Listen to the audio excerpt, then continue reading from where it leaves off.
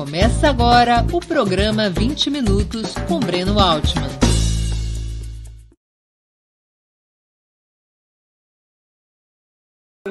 Mais uma edição do programa 20 Minutos. Nossa convidada do dia é Luciana Santos, presidente nacional do Partido Comunista do Brasil e vice-governadora de Pernambuco. Formada em energia elétrica pela Universidade Federal do seu estado, foi deputada estadual entre 1996 e 2000, quando se elegeu prefeita de Olinda, cidade que comandou até 2008. Deputada federal entre 2011 e 2018, lidera o seu partido desde 2015.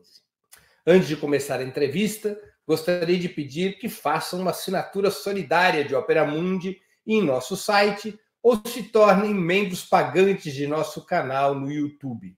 A imprensa independente precisa de tua ajuda para se sustentar e se desenvolver.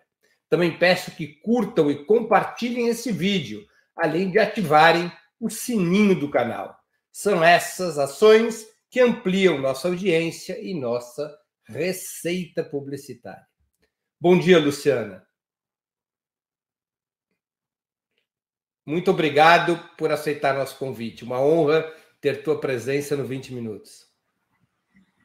Bom dia, Breno Altman. Para mim é um prazer estar aqui conversando com você, esse também dirigente tão lúcido, né, das nossas forças, que tem nos ajudado tanto a diagnosticar, não é, os cenários e até apontar perspectivas. Então, para mim, é um prazer, uma honra maior ainda estar aqui nesse bate-papo com você.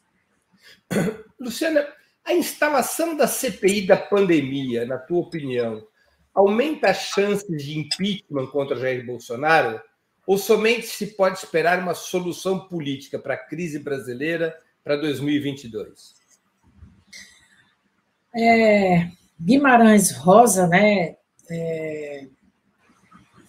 chegava a dizer, né, que muitas vezes o mais importante é o processo.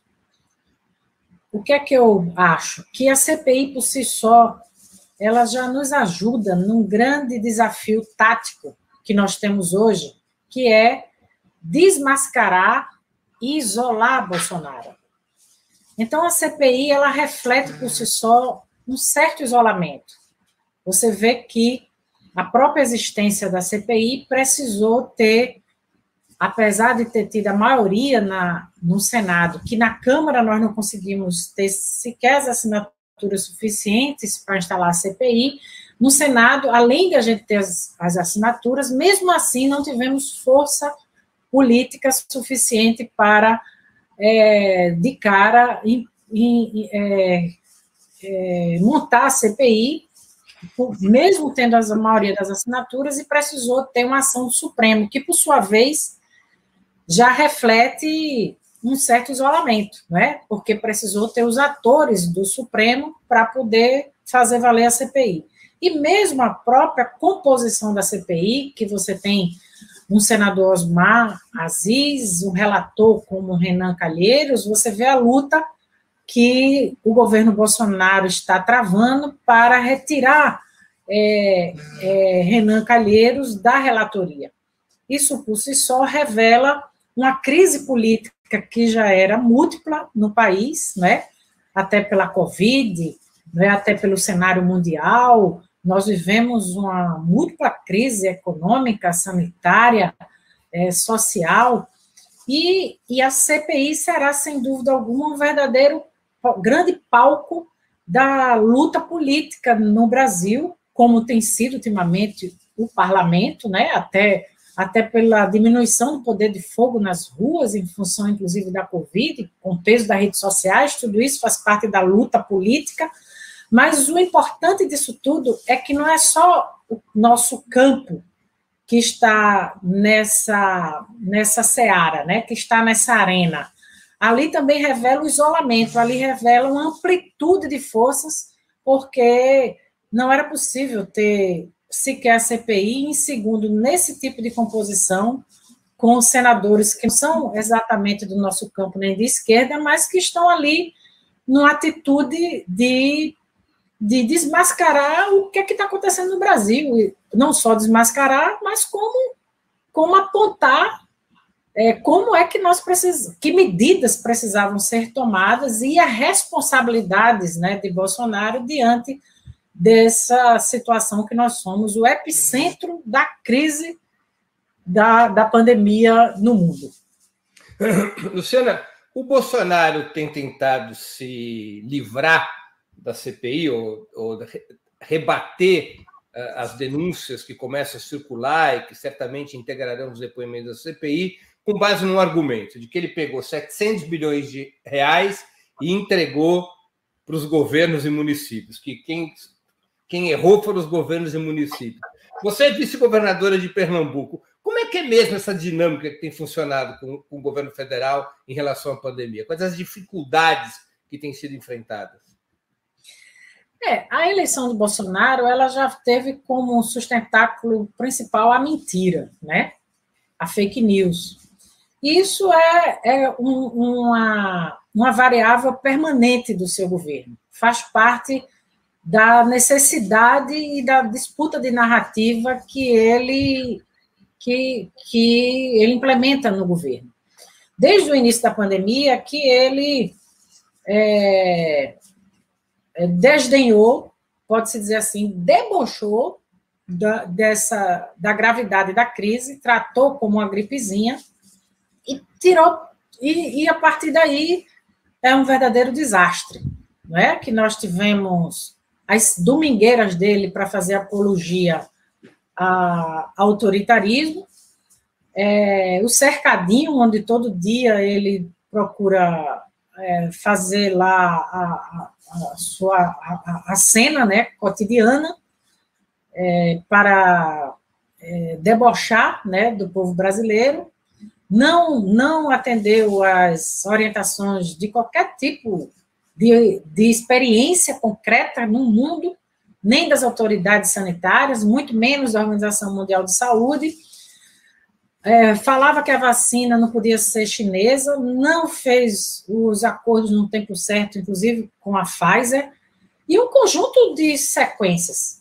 E a narrativa, né, dele, desde o princípio, era colocar essa contradição entre a necessidade do distanciamento social para poder diminuir a contaminação, a velocidade da contaminação, e a questão do trabalho e do emprego. Quando que exatamente tudo que existiu na direção de geração do emprego e do trabalho foi feito pela oposição. Os R$600 da ajuda emergencial, se fosse depender do posto Ipiranga Guedes com ele, ia ser R$200. A ajuda aos estados e municípios, nós tivemos que ganhar no braço. Nós tivemos que fazer disputas no âmbito judiciário para poder ter recursos para os leitos. Não existia respiradores no mundo todo, porque não houve organização, não houve relação política internacional para garantir algo que dependia de importação, como até hoje nós dependemos do IFA, do insumo farmacêutico ativo para poder fazer, seja a Coronavac chinesa, seja a americana de Oxford, na Fiocruz, todos eles dependem do insumo chinês. Então, ele declarou guerra ao mundo, principalmente à China, se aliou de maneira subserviente a Trump.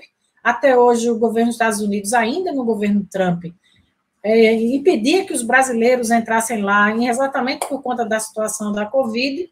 Hoje, qualquer brasileiro que passe no curso estratégico que queira fazer nos Estados Unidos tem que ir para o México, tem que ir para o Chile, tem que ir para a Europa para poder chegar nos Estados Unidos, não é? Então, isso é uma coisa inaceitável. Ele sempre tentou colocar no colo dos governadores a responsabilidade da crise econômica e até mesmo da situação da Covid. De repente, ele vira o pai da vacina. Logo ele que não tomou nenhuma providência e que vivia fazendo apologia, continua fazendo a cloroquina. Então, é uma disputa de narrativa inaceitável. Tudo que nós conseguimos teve que ser no braço, né? Teve que ser na disputa, inclusive judicial, para poder ter os recursos que são do povo brasileiro. Eles não são recursos do presidente Bolsonaro, são recursos federais.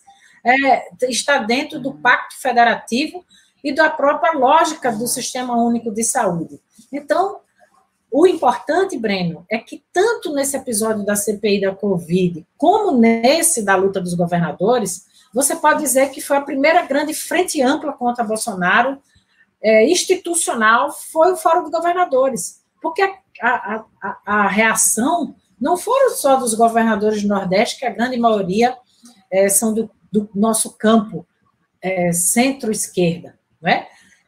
E de esquerda. O que nós vimos foi um Ronaldo Caiado se rebelar. O que nós vimos foi a ruptura dele com João Dória.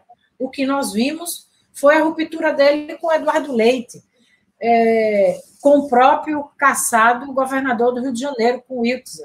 Ali foi um momento em que se formou uma verdadeira frente ampla para poder enfrentar os desmandos de Bolsonaro, né? Então, eu penso que essa narrativa, embora ele tenha muita força pela milícia digital violenta que ele tem, de violência política, né? E de escala e de poder de fogo, e de um núcleo político que dá muito, de base social, que dá muita sustentabilidade à sua narrativa, eu penso que essa responsabilidade já está caindo no colo dele, né? Basta ver as pesquisas de opinião em que ele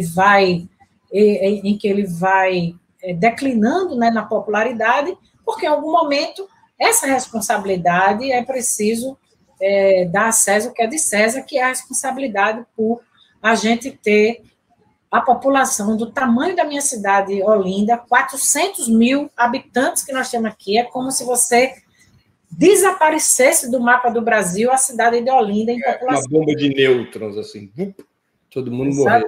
Exatamente. Luciana, você usou um conceito que é a posição que o PCdoB tem defendido de uma maneira muito constante, que é a tese da frente ampla.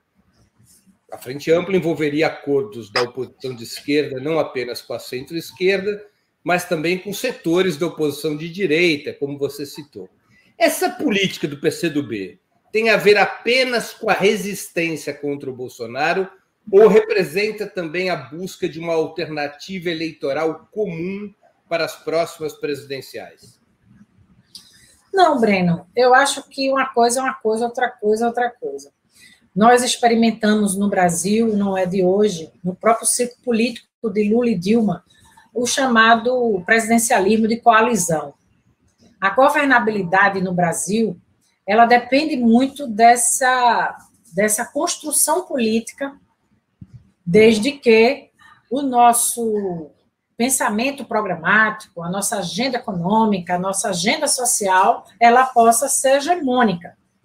Mas, se nós observarmos o próprio ciclo político do governo Lula, ele governou com o centro e até, em alguns momentos pontuais, com até segmentos assumidamente de direita no Brasil para poder garantir a governabilidade.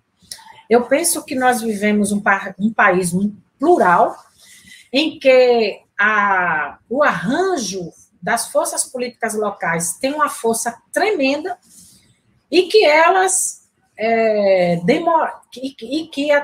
que demorarão por muito tempo as mudanças qualitativas na chamada base política e base social real da sociedade brasileira para que a gente tenha um projeto com maior nitidez ideológica, política, clara, cada vez mais à esquerda, né? Nós, o PCdoB, nós temos como pressuposto o nosso programa que aponta para um novo projeto nacional de desenvolvimento. Nós queremos construir o socialismo no Brasil, mas nós temos a devida compreensão de um elemento decisivo para atingirmos esses objetivos, que é a chamada correlação de forças para poder fazer valer passos avançados na implementação de um projeto soberano, de um projeto de equidade, de um projeto inclusivo no Brasil, que foi um exercício que o Lula fez, e acho eu que ele hoje,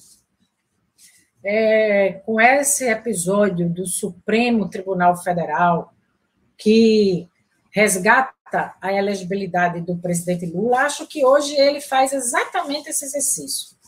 Ele procura dialogar com os setores de centro-esquerda, para poder, inclusive, isolar o Bolsonaro. E o bolsonarismo, mais do que o Bolsonaro, nós precisamos também isolar o bolsonarismo. Os acenos, né, as visitas que o presidente Lula, por exemplo, fez a Renan Calheiros, né, que fez a Rodrigo Maia, vai nessa direção de que essa tática nossa, ela tem esse pressuposto de que você, para derrotar Bolsonaro, você tem que isolá-lo. E a composição por onde vai passar a disputa eleitoral, aí é outra construção política. E que necessariamente, para nós, tem que passar na liderança da esquerda. Senão, não tem perspectiva para frente, não é? Então, nós imaginamos uma construção para a candidatura presidencial que seja liderada pela esquerda, não é? E que se componha com setores de centro, como foi o modo pelo qual nós conseguimos vencer as eleições lá em 2002, que foi exatamente na medida... Seria uma síntese adequada dessa posição se eu dissesse frente ampla para combater Bolsonaro, frente de esquerda para disputar a eleição presidencial? Não, eu penso que a esquerda liderando uma frente. Essa frente, ela pode ser de centro-esquerda, não é? E muitas vezes, dependendo da realidade regional, nós poderemos ter muitos apoios de lideranças políticas mais conservadoras, dissidentes do Bolsonaro ou movidas pelo fato de que, em muitos locais, o Bolsonaro tem uma força cada vez mais reduzida, como é o caso do Nordeste. Bolsonaro nunca teve força, se a gente for observar o cenário da Bahia, por exemplo. Na Bahia, no Salvador, Bolsonaro sempre teve indicadores de popularidade baixíssimos, né?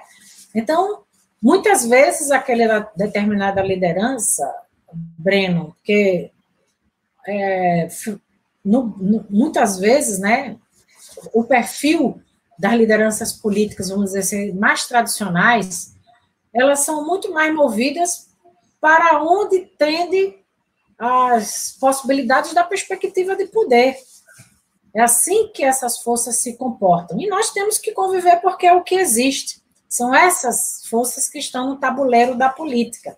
E nós precisamos conviver de modo a garantir que a gente acumule mais, porque não é qualquer coisa que nós estamos vivendo no Brasil. É uma ameaça muito grave de um governo de característica de extrema-direita e nós não podemos, vamos dizer assim, dispensar todo tipo de apoio que nos leve a derrotar. Claro, sem comprometer, sem confundir compromissos programáticos muito caros para nós, que esses não podem, né? Há de ter a chamada cláusula pétrea na construção política para uma determinada plataforma de governo, não é? Aliás, também nesse sentido, no ciclo político progressista no Brasil, em 2002, o Lula fez a Carta aos Brasileiros, que tinha exatamente esse objetivo de diminuir, distensionar a forte pressão que existiu naquela época e continua existindo, né? A luta política, quando ela se radicaliza, como nós estamos vendo no Brasil, ela também toma dimensões de um forte embate de fundo ideológico, né? Nunca se viu um ataque, né, tão profundo que nós vemos, quer dizer, nunca se viu, já se viu, mas ganha outras dimensões, por exemplo, do anticomunismo, né? Isso virou um verdadeiro bicho-papão, né? Eu me lembro, Breno, que quando eu fui eleita aqui prefeita, há 21 anos atrás, a Caros Amigos, uma revista, botou na capa assim: ela não come criancinha. Porque a campanha que eu vivi aqui há 21 anos atrás era feroz, né? Era uma campanha anticomunista que em síntese, eu era uma figura que estava ali amando do Satanás, né? Na cena da política da cidade. Então, esse embate ideológico, ele ganha contornos que a gente pensa que era página virada da história e não é. Assim como também a luta política que a gente trava para... Nunca se foi tão necessário afirmar o óbvio, não é?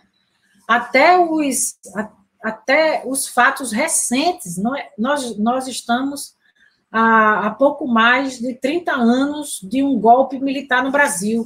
Existem testemunhas vivas, né? E mesmo assim, há quem acredite que não houve. Claro. Há quem acredite que isso é uma invenção. Quer dizer, não é qualquer coisa, é um embate muito forte e nós temos que ter a dimensão do que é que está em risco. Isso, aliás, a gente está vendo o retrocesso, o tamanho do retrocesso e das ameaças ao pouco do que nós acumulamos de um novo Estado brasileiro, das transformações que nós obtivemos. Na política externa, eu considero que no ciclo político que nós vivenciamos foi a política mais ousada, não é? Eu não imagino como a gente pudesse gerar fatos e construir relações e ousadia na política externa mais do que nós fizemos nesse ciclo político. E vejam onde nós chegamos. O retrocesso gigantesco que isso levou.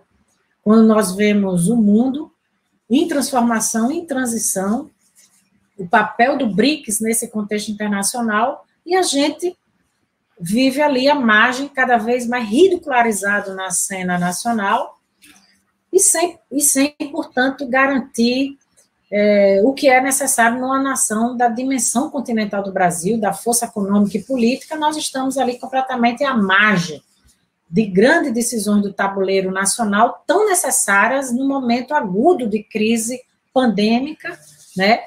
E todas os seus impactos múltiplos, né? E na transição que já existia no mundo, como isso acelera, né? Eu acho curioso, Breno, que esse conceito do Estado mínimo, nunca vi esse conceito ir tanto para o espaço como a gente está vendo agora, né? A Angela Merkel anunciando, quer dizer, o tabu do investimento do Estado quebrou tabu. A grande palavra de ordem hoje é investimento público, não é? O Biden, que ainda assumiu agora, depois do Trump, logo de cara, 1,9 trilhões de dólares para poder salvar a economia e para poder salvar os mais vulneráveis do seu país. Então, nós estamos completamente fora desse contexto. E ainda por cima fazendo arenga com a China, né? Quando nós somos nada mais, nada menos o maior... Graças à China, nós temos ainda superávit na balança comercial. É graças à China que nós destinamos o maior destino da nossa exportação, até porque nós somos exportadores de commodities.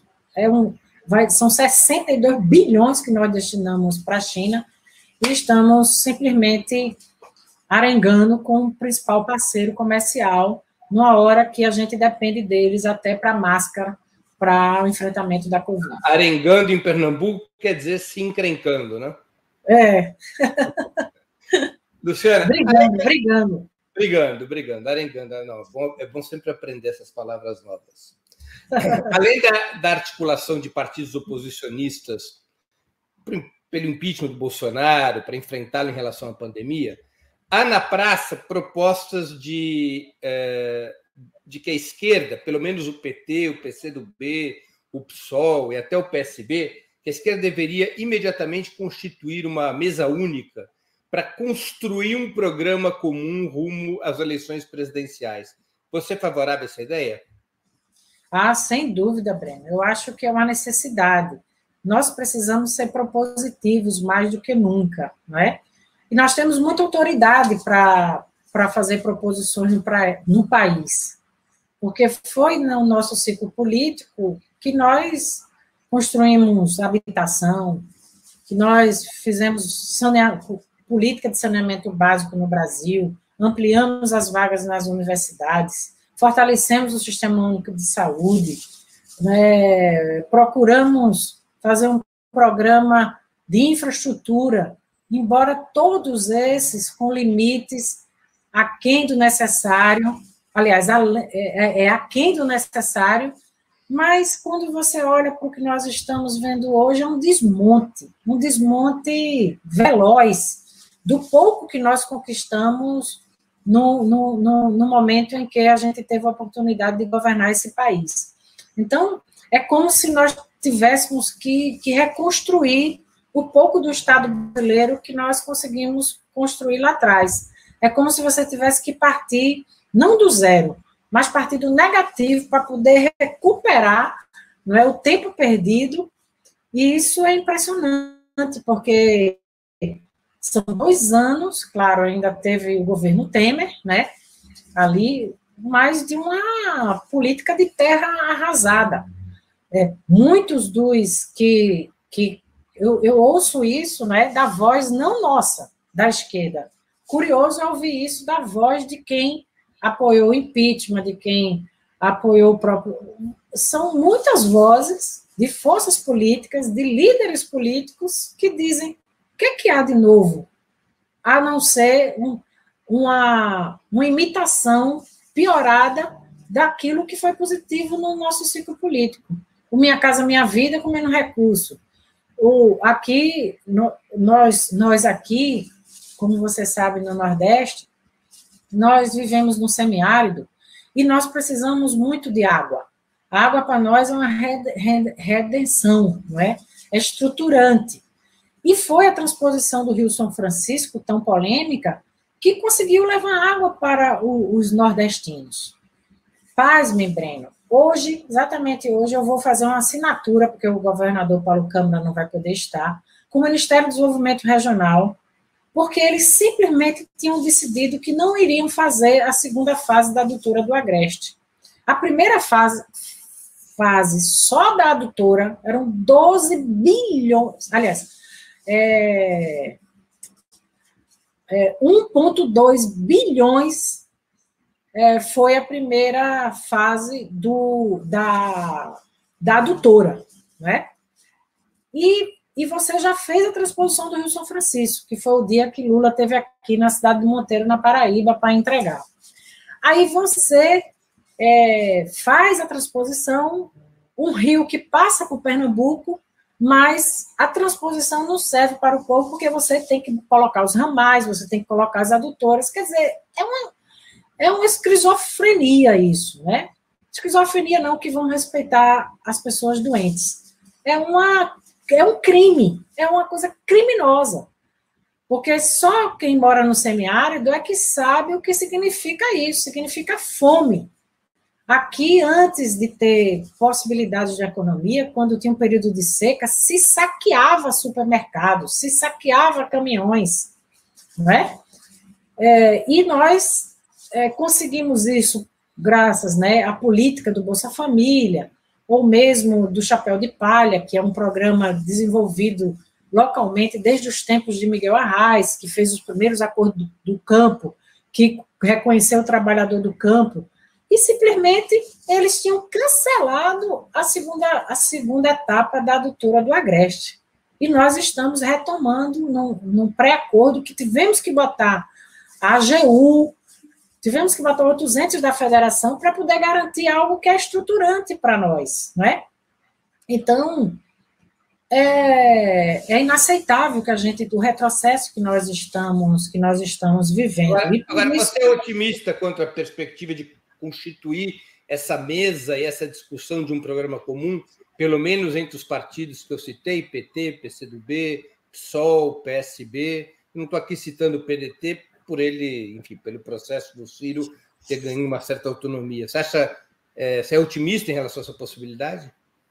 Eu sou, sabe por quê, Breno? Eu acho que a principal experiência de elaboração política são das fundações dos nossos partidos.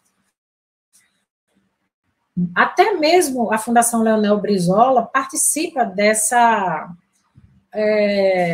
o Observatório da Democracia, eu penso que é uma grande matriz pelo qual a gente pode forjar, pelo menos no plano programático, uma construção de uma plataforma básica, né? Porque nós vamos ter que imaginar um programa mais de fôlego, né, baseado nos programas dos nossos partidos e na experiência que nós vivenciamos mais recente no Brasil, mas apontar perspectivas novas é muito importante, até porque a velocidade das mudanças e das bases econômicas é muito grande e nós temos que dar conta, né?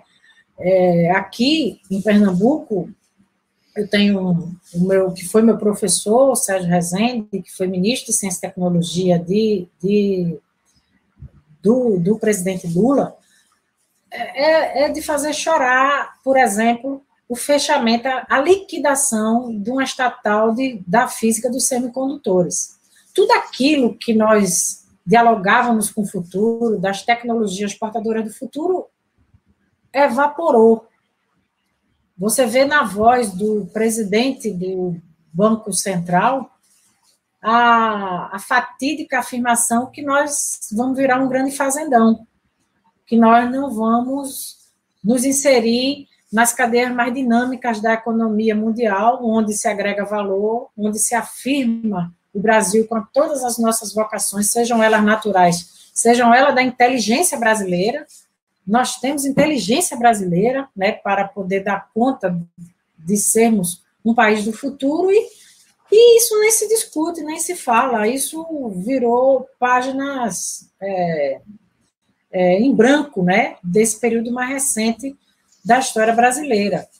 Então, um programa que a gente precisa apresentar, ela tem que caber bandeiras de curtíssimo prazo, médio, longo prazo, que tenha que ser uma plataforma básica, que se comunique de maneira mais popular junto ao povo. Eu, quando tive com o presidente Lula, em maio, na prisão em Curitiba, ele estava encantado com o livro que ele tinha acabado de ler sobre a Petrobras, que foram os petroleiros que entregaram a ele de presente, que ele ganhava bastante livro de presente na prisão.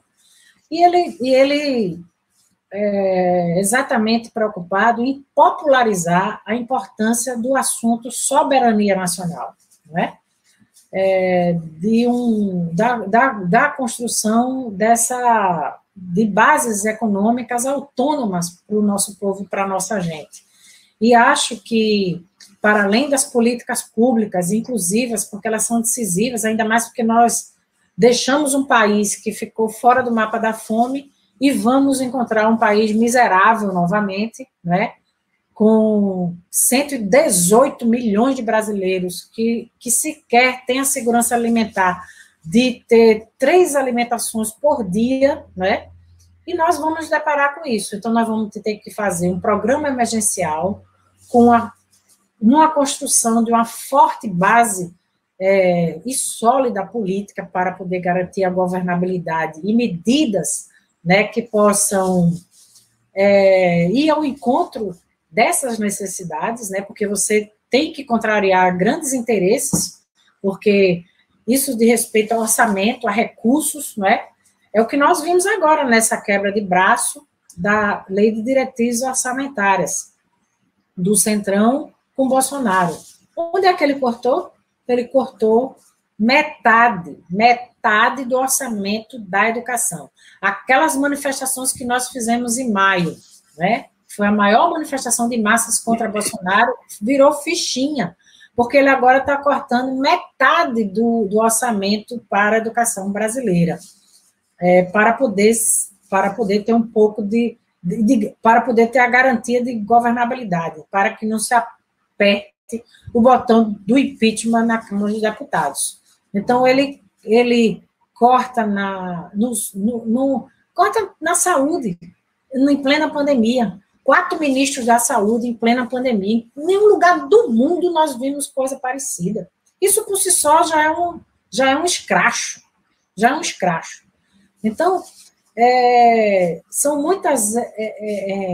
eu penso que são muitos desafios que a gente tem pela frente.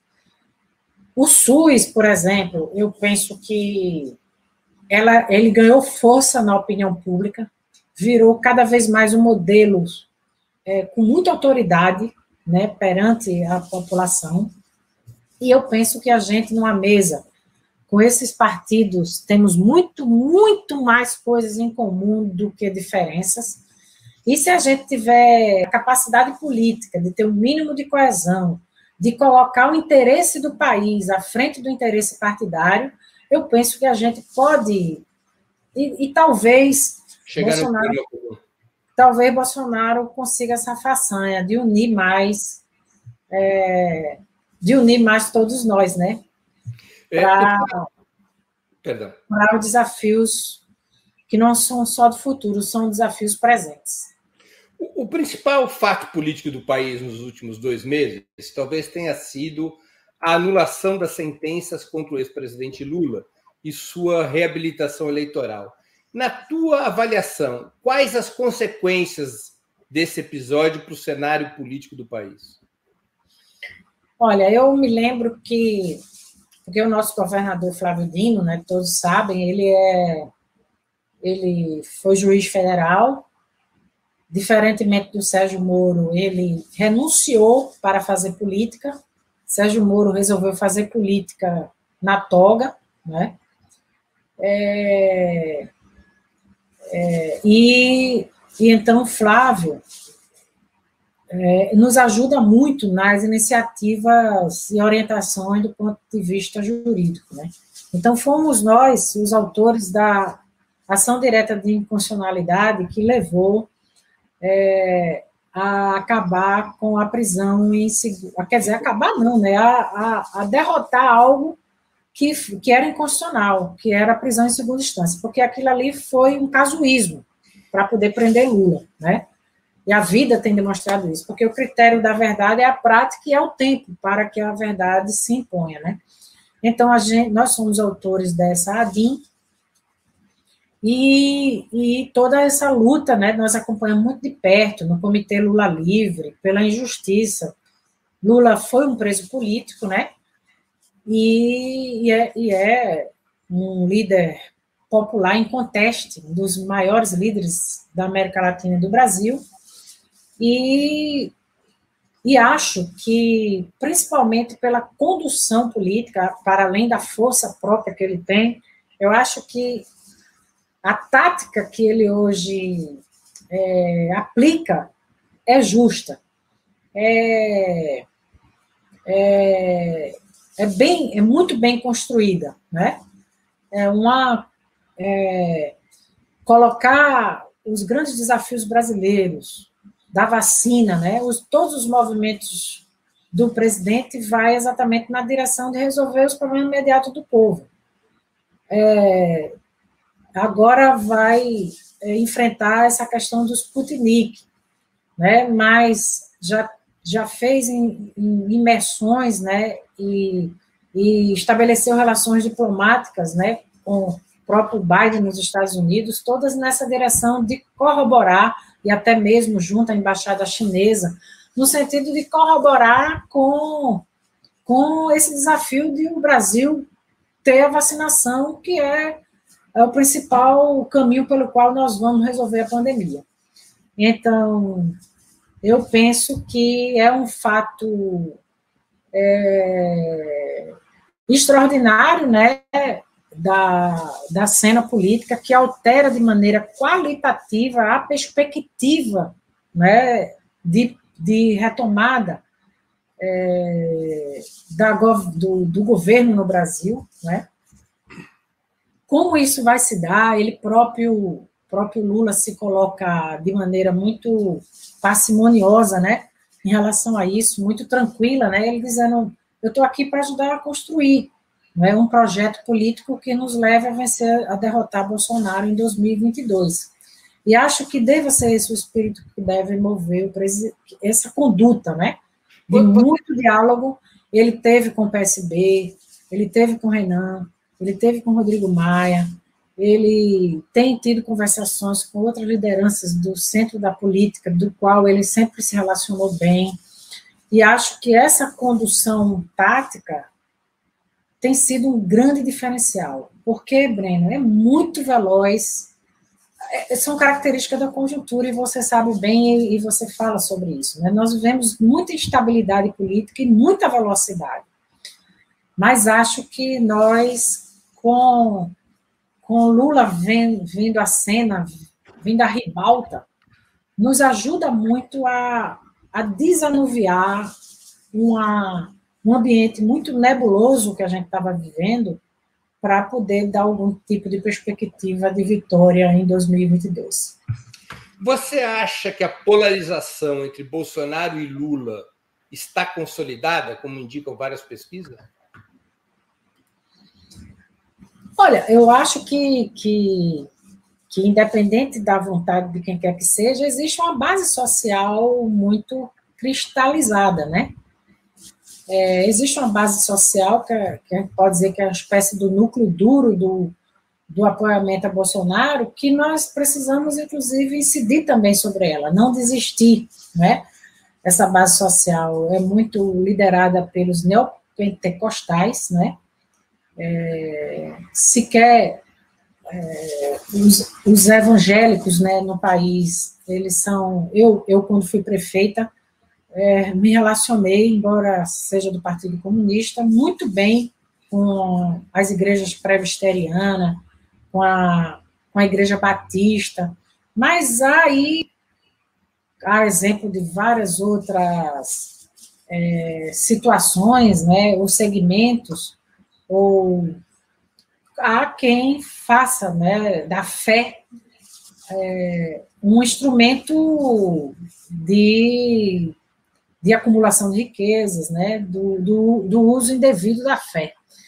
E o que a gente vê no Brasil é que exatamente essa turma que é a base principal que sustenta Bolsonaro, é a turma da má-fé, é a turma que usa, né, uma das questões mais caras que um ser humano pode ter, que é a sua perspectiva, são as suas concepções a serviço da corrupção que é o que a gente vê em muitas igrejas, um verdadeiro mercado, né, um mercado de almas, né, que a gente vê que vive extenuamente aí sendo comprovado nesse tipo de prática. Então, existe uma base social, existe uma exploração grande do Bolsonaro nessa questão comportamental, não é?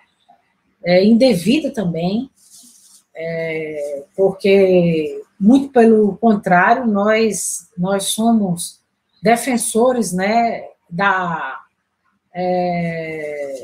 família, né, da família, do amor entre as pessoas da família. Não temos o que significa essa composição, não é? Mas nós defendemos, sem dúvida nenhuma,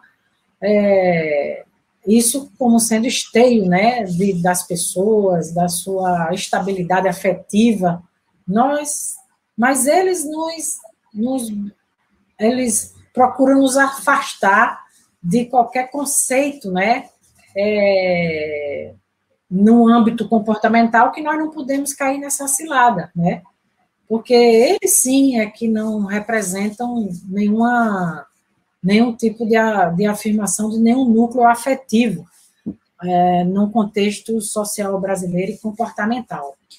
Então, ele tem esse núcleo duro, ele só fala para essa base social, só age para essa base social, que acha que tem que resolver o problema da violência no tiro, não é?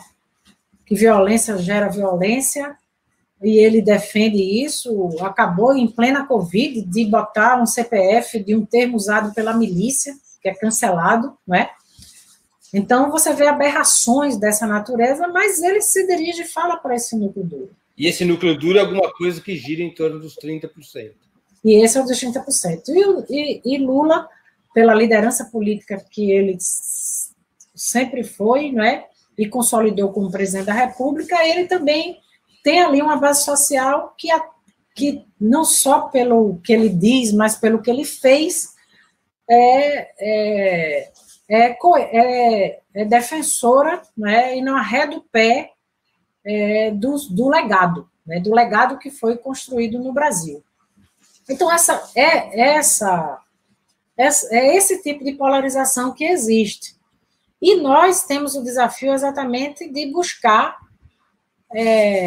o que vai decidir o processo eleitoral, que são esses segmentos do centro, que não é só o centro da política, é o centro da base social, que nem é de esquerda nem é de direita. Grande parte do povo brasileiro, ele não Agora, tem... Você acha difícil que emerja uma candidatura de centro capaz de levar essa base eleitoral centrista para uma posição mais forte? Você acha que as eleições tendem a estar polarizadas entre Lula e Bolsonaro? É possível que sim. Na fotografia de hoje é isso.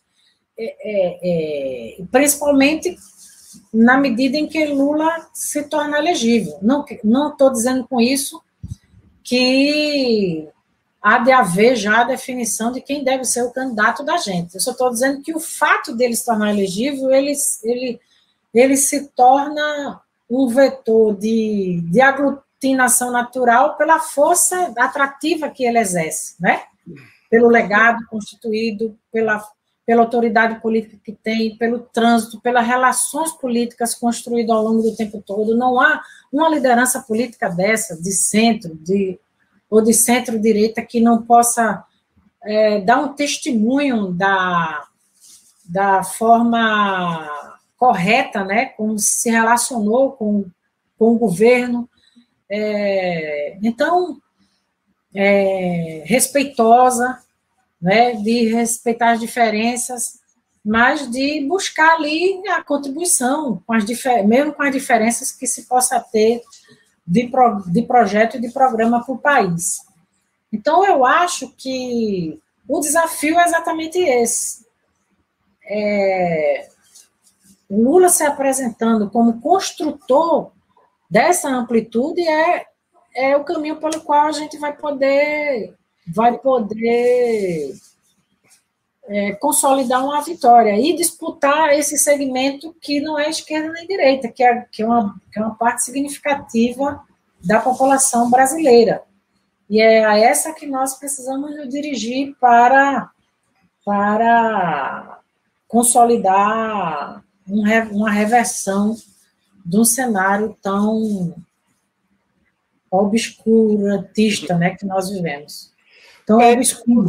Em se consolidando a candidatura do Lula, o PCdoB, como tem feito desde 89, marchará com a candidatura do Lula, analisará eventualmente a possibilidade de um outro nome ou lançará a candidatura própria?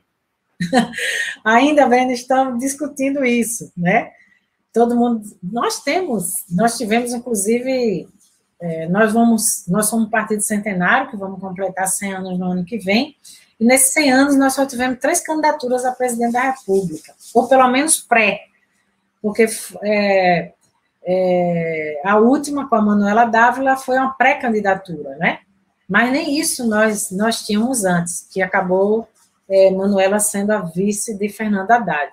Então, isso ainda estamos avaliando.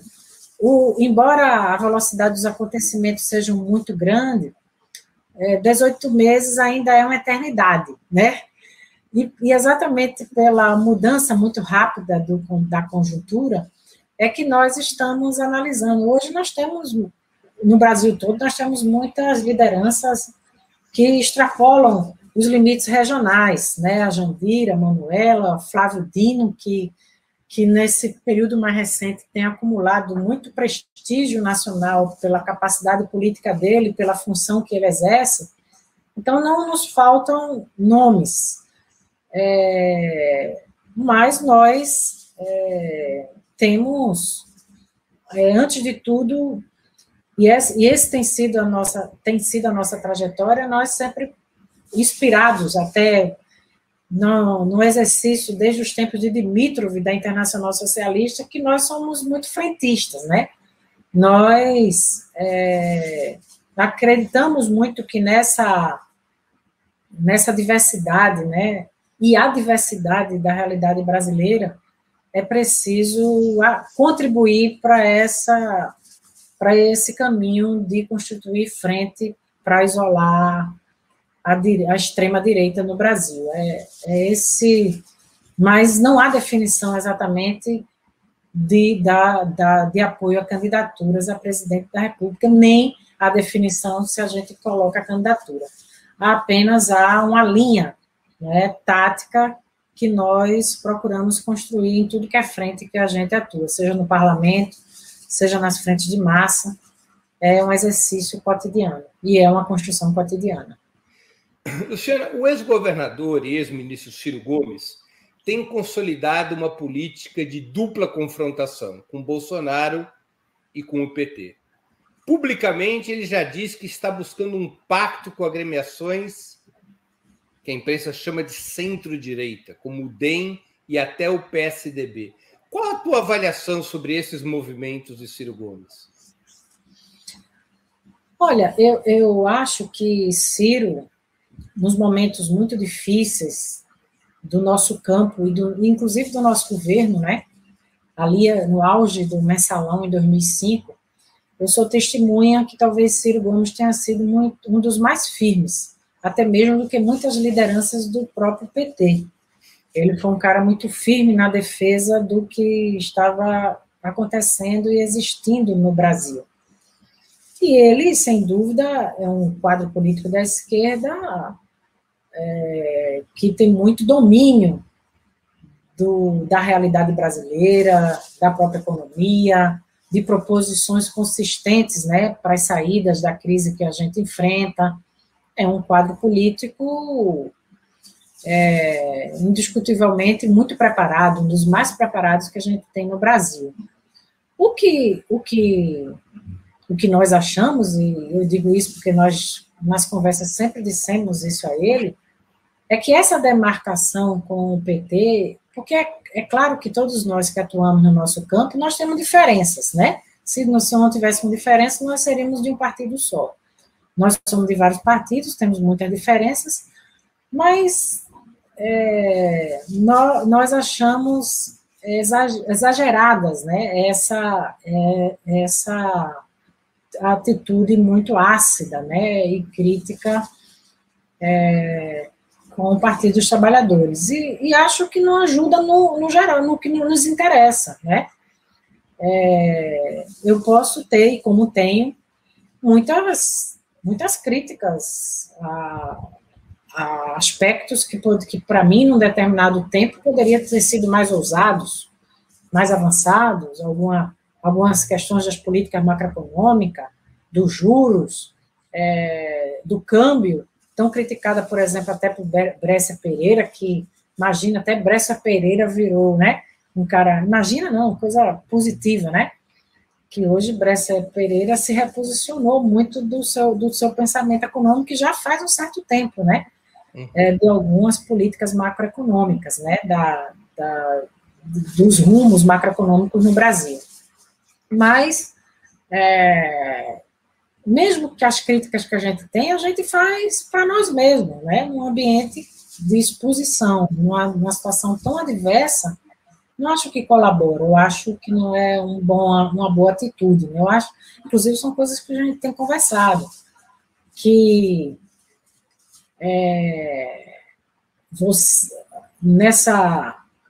no imaginário e no pensamento difuso, mesmo progressista e de esquerda no Brasil, nós temos que colaborar com o esclarecimento do que é que nós queremos, para fortalecer o nosso pensamento, independente dos partidos políticos, né? Porque senão, se a gente começa, entre nós mesmos, a nos digladiar, qual é a perspectiva que a gente vai dar para as pessoas no futuro? Então, eu acho que do ponto de vista do movimento, acho que é saudável esse movimento. Eu sou dessas que acho que qualquer movimento que não seja bolsonarista no Brasil, ele está valendo. ele está valendo, que ajuda na nossa luta mais geral, não é? Acho que o movimento, ele não é errado. Mas quando ele procura o DEM... O mesmo marcou conversa com o Fernando Henrique, conversou com o José Sarney, conversou com o Luciano Huck. Eu acho que todos os movimentos em que a gente possa dialogar com segmentos que tenham sido ou não bolsonaristas, que tenham sido ou não golpistas, que tenham sido ou não, na medida em que há diferenças com o Bolsonaro, nós precisamos que ele se coloque no campo, no mínimo, do nosso lado e contra Bolsonaro. Se isso vai se traduzir numa composição eleitoral, aí não acredito nela, porque tem muitas diferenças. Um cidadão comum que votou no Amoedo é muito diferente, é muito difícil ele, por exemplo, votar em Ciro, porque ele sabe que tem diferenças muito profundas. O Ciro não pode estar num movimento parecido com o do Fernando Henrique em 94? O Fernando Henrique não era do campo conservador, vem de um partido de centro-esquerda, quando é criado o PSDB, mas se oferece para ser o candidato contra o Lula, exatamente para o PFL de então, hoje o DEM, para tentar compor uma espécie de nova direita brasileira. O Ciro não pode estar fazendo um movimento semelhante ou acabar caindo num movimento semelhante, mesmo que sua vontade formulada não seja essa? Eu não acho fácil, sabe, Breno? Porque até as posições dele muito contundentes de um programa econômico muito avançado, não é para abrir mão disso, ou para fazer um discurso para abrir mão disso, aí você sai do lugar político. Aí, de fato, você sai do lugar político e perde a narrativa. Perde o sentido de ser de um histórico que aí ele romperia com um campo... Romperia com todo o legado que ele representa das bandeiras trabalhistas, nacionalistas, do Partido Democrático Trabalhista no Brasil, com a tradição política que tem, embora ele nem sempre tenha sido desse partido, mas o pensamento dele, né, é um pensamento econômico dentro desses conceitos. E para virar, não sei que ele renegue essas opiniões que são muito bem consistentes, como substanciadas. Então, não acho fácil essa virar alternativa. Uhum. Teria que abrir mão.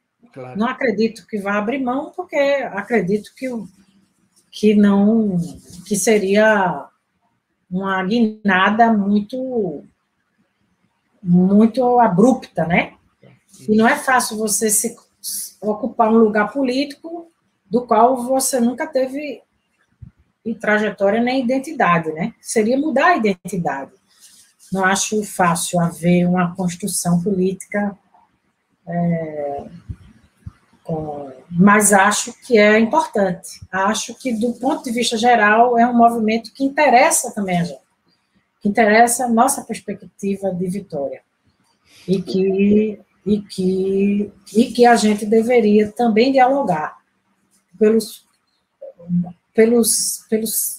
simples, não, que eu não acho simples, pelo fato grandioso de, pelo menos, estar contra Bolsonaro, que parece o óbvio para nós outros, mas não é numa disputa que será muito difícil de ser vencida. Não está dado, é uma disputa hercúlea, e nós vamos precisar de todos aqueles que, de alguma maneira, eu sempre brinco assim, achou feio, eu já estou achando, achou Bolsonaro feio, eu já estou me chegando para poder dizer, venha para um outro tipo de projeto, esse Brasil não dá certo desse jeito.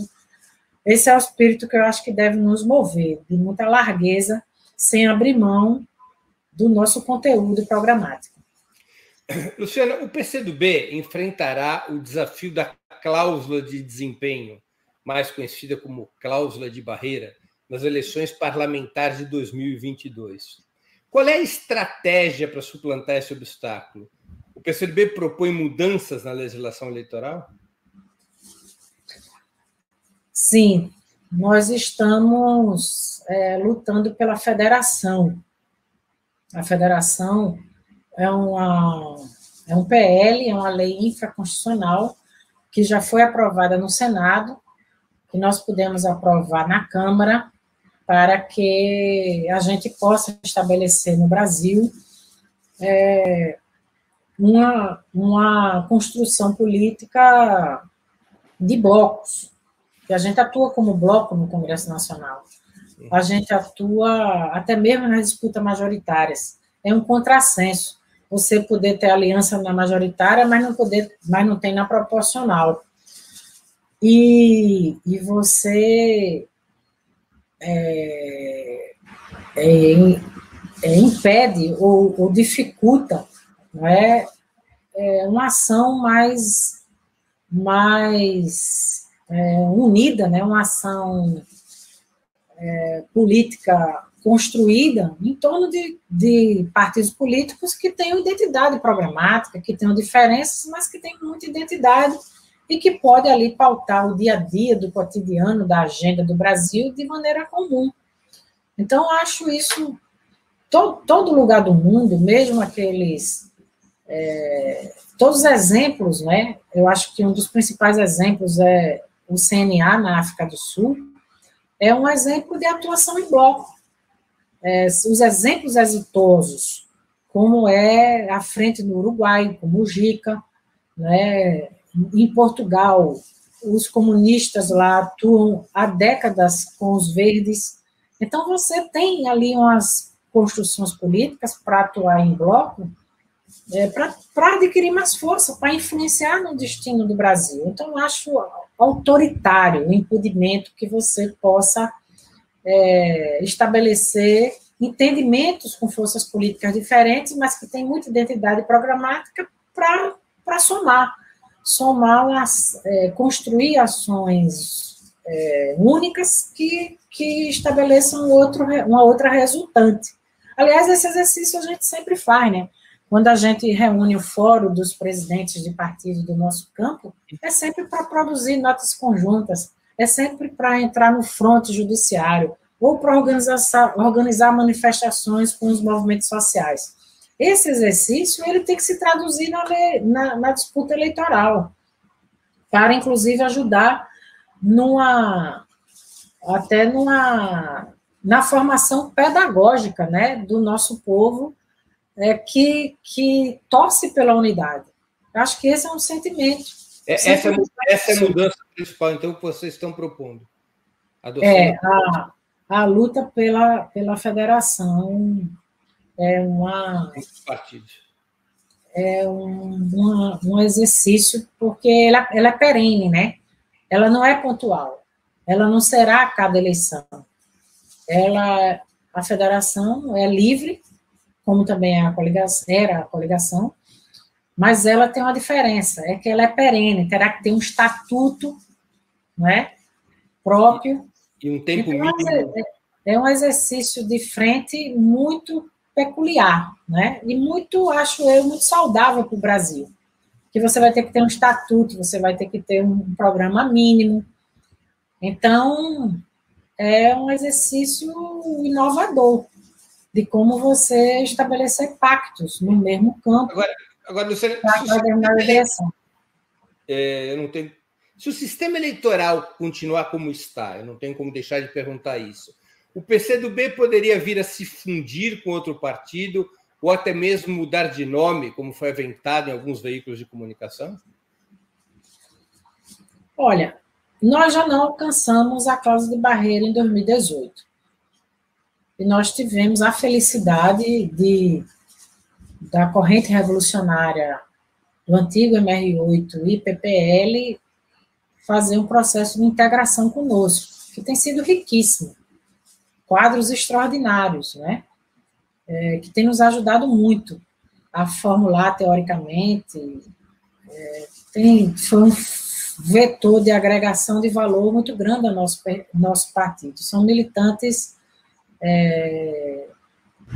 desprendidos e com muita capacidade política, né?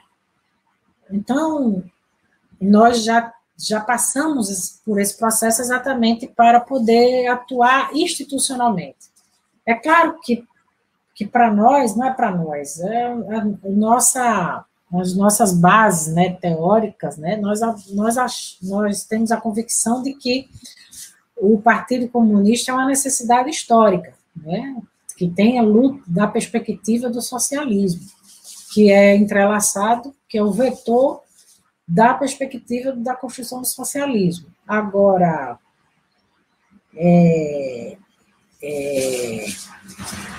nós temos a consciência de que, a prevalecer a lei autoritária, nós teremos que ter alguma saída institucional e que existe um mosaico de possibilidades. Aliás, o próprio Partido Comunista já fez isso em outros momentos.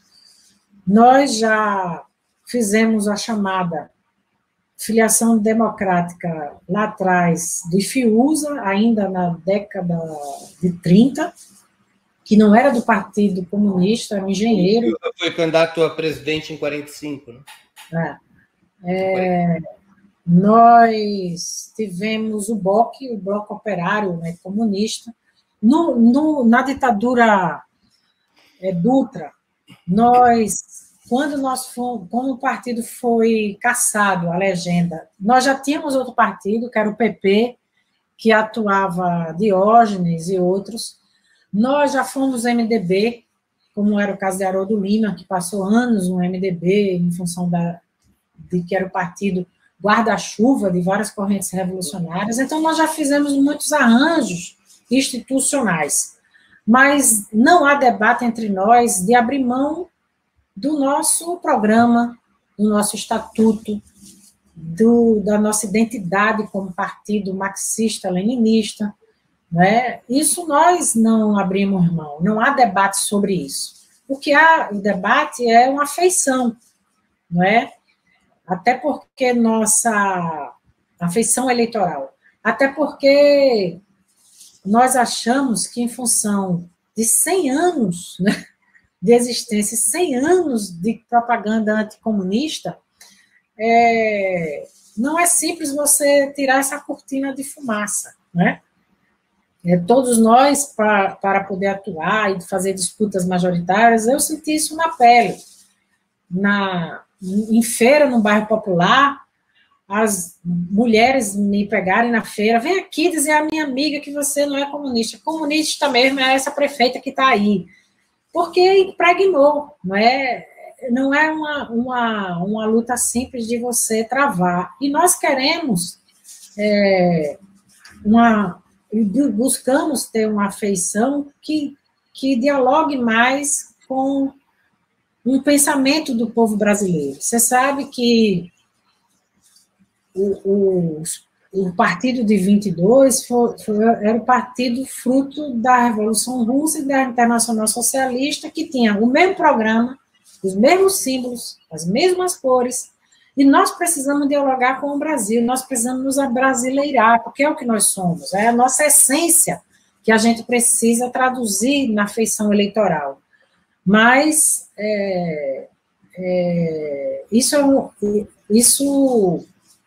eu estou falando assim de maneira genérica, né?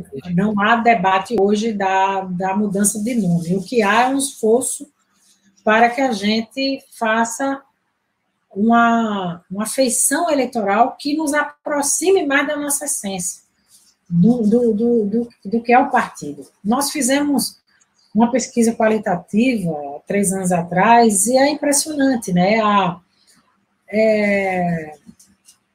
É muito forte, né, o conceito anticomunista, né?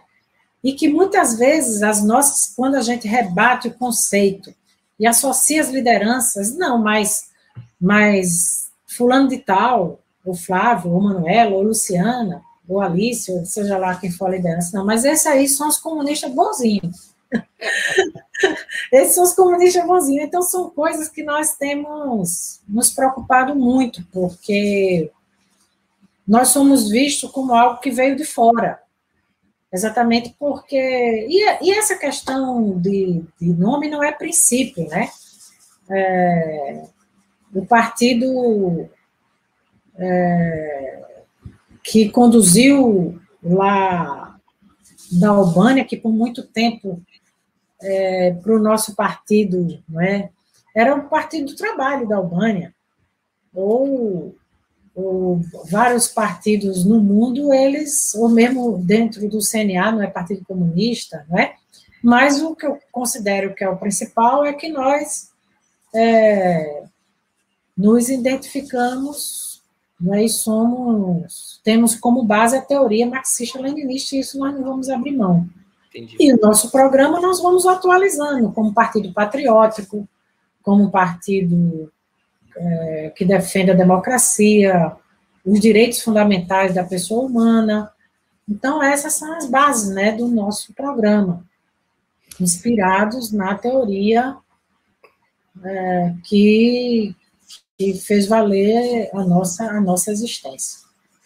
Luciana, a gente está, infelizmente, chegando ao final da entrevista. Eu queria te fazer duas perguntas que eu sempre faço para os meus convidados, para as minhas convidadas. A primeira delas é: o que você leu ou está lendo durante a pandemia e gostaria de sugerir aos nossos internautas? Eu li Fernando Pessoa, Desassossego, né? Li também aqui da série do Paulo Cavalcante, O Caso Eu Conto Como o Caso Foi, porque eu já li, mas fico relendo. Paulo Cavalcante é um histórico militante comunista de Pernambuco. Que para reler, né, em função da história de Pernambuco, que é muito rica. Não é por ser bairrista, não é, mas a Batalha dos Guararapes é um dos fundamentos, né, da nossa nacionalidade. Então, para quem não é de Pernambuco, não acompanhou, não estudou esse episódio da história nacional, é a grande batalha da luta contra os holandeses. Exatamente. Da restauração pernambucana e das heroínas do Tejuco-Papo. Então, sempre procuro combinar alguma leitura histórica, principalmente de Pernambuco, até por questão objetiva, né, de viver aqui e conhecer a nossa história é fundamental para a gente atuar e pensar no futuro, como dizia Paulinho da Viola, né? Quando penso no futuro, não esqueço o meu passado. E também revendo a Mariana Mazzucato, não é? Que eu já tinha feito uma leitura, mas resolvi estudar, porque eu acho que é um livro muito rico, que fala do Estado empreendedor e dialoga muito com essa nova economia, né? E além de desmistificar alguma dessas tecnologias contemporâneas como se fosse fruto de uma genialidade, né, pessoal, e não coloca isso como tendo tido muito investimento do poder público, como é o caso da internet, do touchscreen, do Siri, né, que é graças à Agência de Desenvolvimento Norte-Americana e não a alguma divindade do Steve Jobs, né, de alguma inteligência divina, né, dele. A Mazzucato desmente essa tese de que nos Estados Unidos o Estado teria pouca participação no desenvolvimento do capitalismo. Pois é.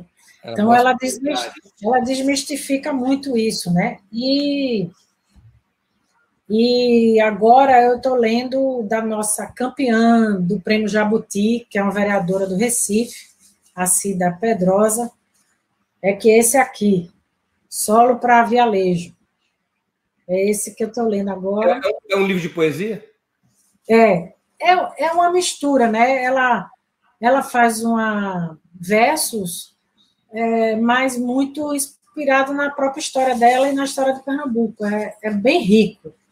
Né? Ela é vereadora em Recife, não é? Eleita vereadora agora. Ela é vereadora em Recife. Então, ela é de Bodocó, então ela fala da própria construção da nacionalidade no Brasil, dos quilombolas, dos dos retirantes. Então, ela faz uma mistura e bota tudo isso em verso, né? É muito, muito rico, denso e poético, né, ao mesmo tempo. E série, o que você assistiu ou está assistindo e gostaria de sugerir? Eu gostaria de assistir mais séries, né? Eu comecei a assistir aquela sobre o Facebook, né? Dilema das Redes? Isso que é que é muito retratado aí no Engenheiro do Caos, que eu li, que é essa manipulação feroz que há das tecnologias usadas, né? Então, eu comecei a ver aquele que tem um cara que foi dono do Facebook, quer dizer, um dos mentores, né, do Facebook, mas não consegui terminar de ver. Aí, o que eu sugiro é um do SUS, porque também é o tempo de a gente valorizar o SUS, né, que é a unidade básica, que é de Helena e Ana Peta. A nossa querida Ana Peta é a nossa cineasta do PCdoB, que ajudou a fazer o filme da Guerrilha do Araguaia, do Oswaldão, e ela tem esse seriado, né, sobre o SUS, que é Unidade Básica. Chama assim Unidade Básica? Unidade Básica, que está em cartaz no Universal e também disponível no Globoplay. Legal. Unidade Básica da Ana Peta. Exato, Helena e Ana Peta, é sobre o SUS. Também é bem legal porque tem a ver com o momento que nós estamos vivendo, de muita afirmação desse grande modelo de política pública. Luciana, eu queria te agradecer muitíssimo pelo teu tempo. Foi uma entrevista que eu tenho certeza que nossos internautas e nossas internautas aproveitaram muito, como eu também aproveitamos da tua inteligência, da tua liderança e da tua simpatia. Queria te agradecer muitíssimo por essa mais de uma hora de conversa. Eu tenho certeza que ajuda bastante na informação e no debate político. Tá bom, Breno. Então, eu fico esperando aqui uma visita sua, ao vivo e a cores, né, nessa terra que originou o Oceano Atlântico, do encontro do Rio Bibiri com Capibari, para você aqui fazer um papo molhado também, né, que faz parte aí também da nossa luta política, né, fazer luta com prazer. Então, se sinta convidada aqui, né, a nossa terra marcada por lutas libertárias, e que a gente possa contar sempre com a sua sabedoria, com a sua inteligência, para que a gente possa sempre estar ajudando o nosso povo a deslindar os caminhos da sua emancipação. Grande beijo para você, uma boa tarde. Beijo. Encerramos assim mais uma edição do programa 20 Minutos. Nossa entrevistada hoje foi Luciana Santos, presidenta nacional do Partido Comunista do Brasil, o PCdoB, e vice-governadora do estado de Pernambuco. Bom dia e até a próxima.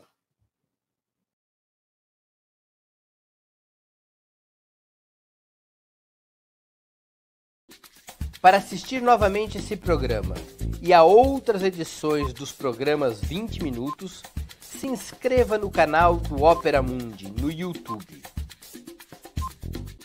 Curta e compartilhe nossos vídeos, deixe seus comentários. O jornalismo de Ópera Mundi é mantido com o seu apoio. Faça uma assinatura solidária em www.operamundi.com.br. Com um pequeno valor mensal, você nos ajuda no desenvolvimento de um jornalismo independente e de qualidade. Obrigado pela audiência e até a próxima.